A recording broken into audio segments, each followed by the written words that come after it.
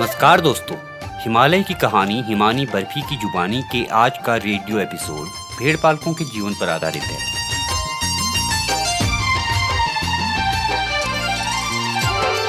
चलो चलो चलो चलो चलो चलो भाई चलो चलो, कुछ करके दिखाना है, करके दिखाना। कुछ तुम भी करो, कुछ हम भी करें। कुछ तुम भी करो, कुछ हम भी करें। हिमालय जीवन ये एपिसोड सिक्योर हिमालय युवा सामुदायिक रेडियो फेलोशिप के दौरान वैश्विक पर्यावरण सुविधा, पर्यावरण, वन एवं जलवायु परिवर्तन मंत्रालय, भारत सरकार, उत्तराखंड वन विभाग और संयुक्त राष्ट्र विकास कार्यक्रम के सहयोग से बनाया गया है और इसको बनाने में खुशीराम ने महत्वपूर्ण भूमिका निभाई है। खुशीराम शिक्षा और सामुदायिक विकास के क्षेत्र में काम करना चाहते हैं। वो उत्तरकाशी जिले के मोरी ब्लॉक में स्थित घाटपीर गांव से हैं। जीवों का संसार है, ये वनस्पतियों का भंडार है। खाद्य सुरक्षा है इस पे निर्भर, जीवन का आधार है ये। खाद्य सुरक्षा है इस पे निर्भर, जीवन का आधार है। और इसीलिए दोस्तों, कुछ तुम भी करो, कुछ हम भी करें। कुछ तुम भी करो, कुछ हम भी करें। कुछ करके दिखाना है, करके दिखाना। चलो चलो भाई चलो चलो, चलो चलो भाई चलो चलो। कुछ करके दिखाना है, करके दिखाना। करके दिखाना है, करके दिखाना। करके दिखाना है, करके दिखाना।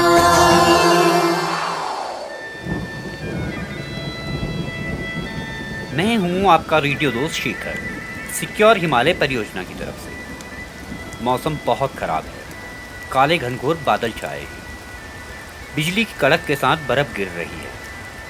बुग्यालों की मखमली घास के ऊपर लगभग 6 इंच मोटी बर्फ की परत जम चुकी है। बर्फी और हिमानी पहले मारे भरल से ही अपना पेट भरने वापस नीचे बुग्याल में आए थे। हिमानी एक अनुभवी माँ है, इसलिए उसने बर्फ में बर्फी के साथ वापस जाना उचित नहीं समझा और वो इस बर्फबारी में फंसकर यहीं रह गए। मौसम और ख़राब होने लगा। हिमानी और बर्फी बुग्याल से थोड़ा ऊपर पहाड़ की एक गुफा में अंदर दुबके हुए हैं। बर्फी नींद से उठा और हिमानी से बोला,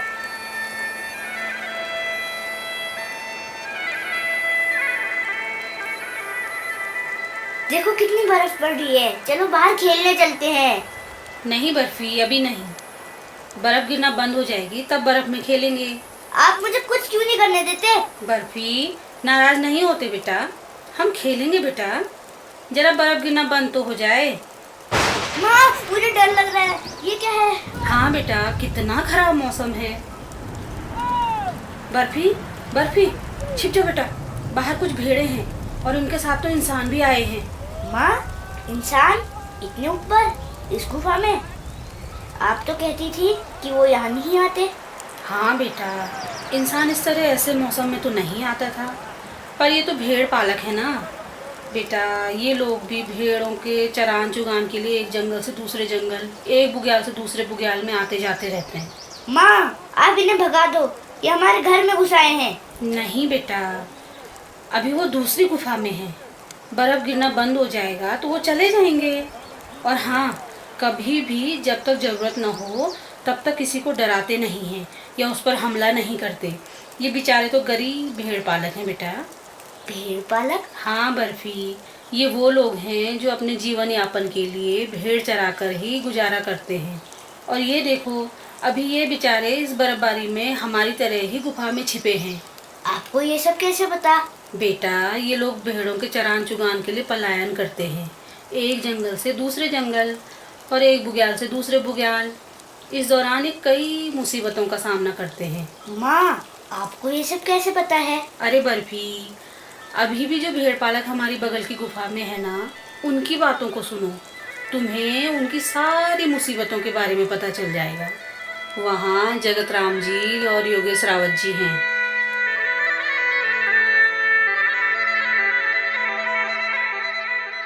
हमारे जो पहले की व्यवसाय थी, उस व्यवसाय पे बहुत कठिनाई थी जी।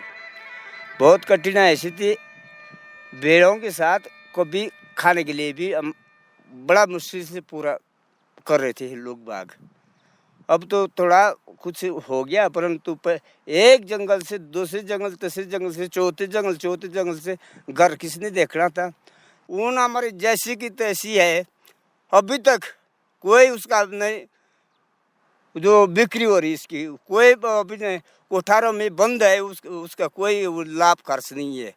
परेशानी कभी तो बर्फ भी गिर जाती है, ये चौमास है बल्कि तब भी हमारे यहाँ जो अब बर्फ स्टार्ट हो जाती है, तो हमारा जो कुछ हिसाब किताब मिलता हो 600-700 से बड़ा 3-4 साल का खाड वो बड़े मुश्किल के निकल रहा था। उसका पालन पोषण कर से रेट राइट कुछ नहीं है, अभी भी कुछ नहीं चल रहा है, जो जमाना का है हिसाब से वो कुछ नहीं है, नहीं चल रहा है।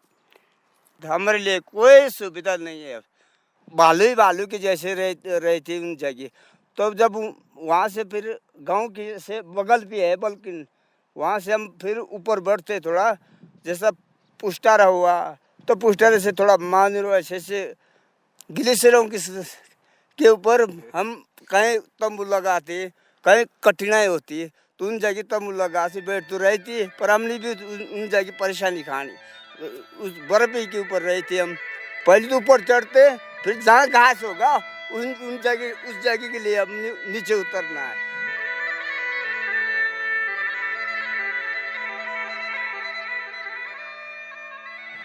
और 11 साल से मैंने बेड़ी चुंगानी स्टार्ट की, फिर आज 19 साल तक फिर बहुत ज़्यादा बेड़ी के साथ परेशानी आती है। 24 घंटा बेड़ी के साथ खड़ा रहने पड़ता है, बहुत ज़्यादा बारिश होती है, इधर से परेशान होते हैं, भेड़ भागे, बकरी आए, भालू आए 24 घंटा बेड़ी के साथ परेशानी, ना खाना सही मिलता, ना सोना सही मिलता बेड़ी के साथ, जूता नहीं, कपड़ा नहीं, मुँह नहीं धुलते, पैर नहीं धुलते बेड़ी के साथ, बहुत ज़्यादा परेशानी होती है। फिर हम बहुत ज़्यादा परेशान हो गए, हमने बेड़ी छोड़ दी, बहुत ज़्यादा गुजर गए बेड़ी की चुंगा के 20 साल में। बस किसी के पास तो परमिट होते हैं, किसी के पास नहीं होते हैं, तो लोग नीचे बहुत ज़्यादा परेशान करते हैं। माँ, सच में ये भेड़ पालक तो बहुत मुसीबतों का सामना कर रहे हैं। क्या आपने कभी इनकी भेड़ों को मारा है? हाँ बेटा, कई बार शिकार न मिलने पर मैंने भेड़ों का शिकार भी किया है। तो माँ, क्या कोई इनकी मदद नहीं करता? बेटा, कुछ लोग करते हैं, पर उन्हें और आगे बढ़ाने की जरूरत है। सरकार ने भी एक शिप बोर्ड बनाया है जो भेड़ पालकों की मदद करते हैं। अच्छा माँ? हाँ बेटा, चलो मैं तुम्हें शिप बोर्ड अधिकारी डॉक्टर बिष्ट जी की बातें सुनाती हूँ। शिप बोर्ड का मकसद यही है कि हम लोग भेड़ पालन को बढ़ावा देने के लिए इस बोर्ड को विशेष तौर पे इसका गठन किया गया था 2003 में। हमारी ओर से विभाग की तरफ से जो मिलनी है सहायता, इन द सेंस हम भेड़ों के लिए दवाई पानी दे देते हैं, जगह जगह कैंप किया जाता है, दवा वैक्सीनेशन का कार्य किया जाता है।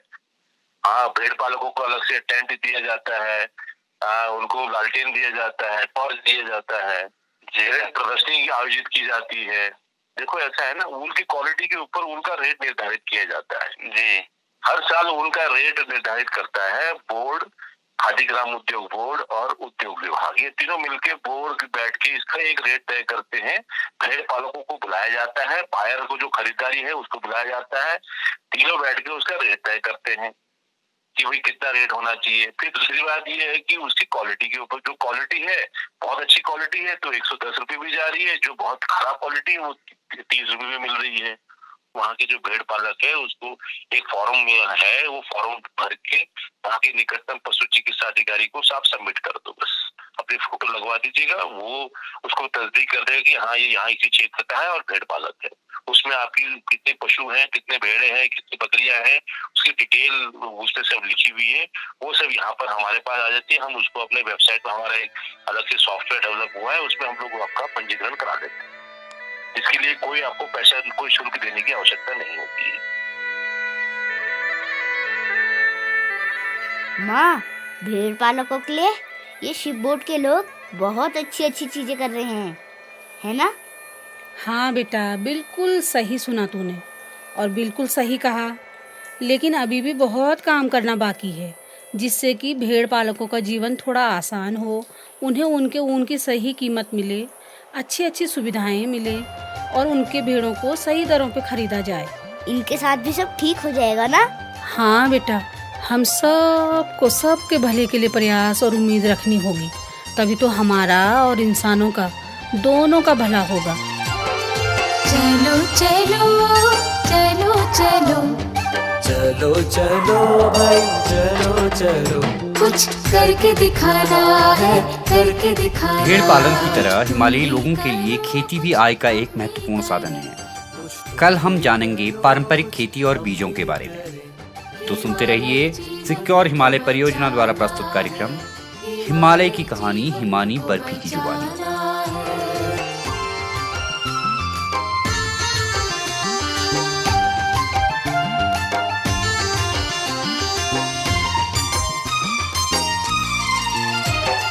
जीवों का संसार है, वनस्पतियों का भंडार है।